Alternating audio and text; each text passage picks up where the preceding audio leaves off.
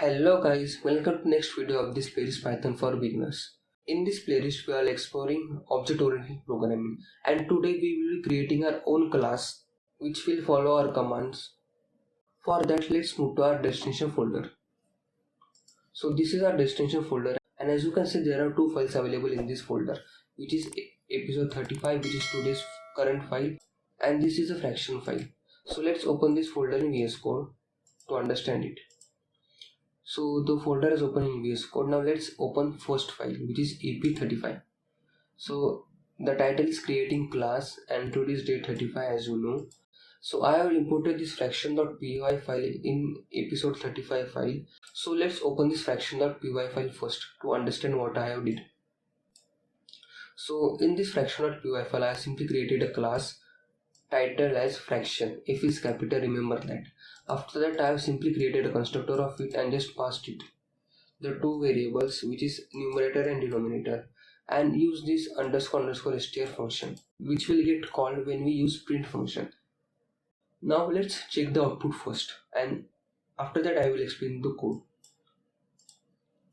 So I will run this file, and as you can see the output is 3/4. Then what is this 3/4? So let's understand. At line number 3 I called a fraction file, and from that fraction file I'll call fraction class. So the program directly navigated to fraction.py file. It checked that whether the class fraction is present, and the answer was yes, it is present. Then after calling that, it simply created a blank space or a small space in its memory to use that. Then it simply moved back to here, and normally as we created a variable in Python which is a equal to 2, so this a is object of class integer. I have simply used the same concept, which is this num is a class of this fraction method. So this num is the object of this class fraction and pass arguments 3 and 4. So what happens is that when I call this, it simply go to fraction.py file, call the constructor and passed here 3 and 4. And when I call this print num, it directly go to the fraction file, and inside the fraction class it simply called underscore str, and what the str has written self.num/self.denominator, which is 3/4. So this is the output given by this code.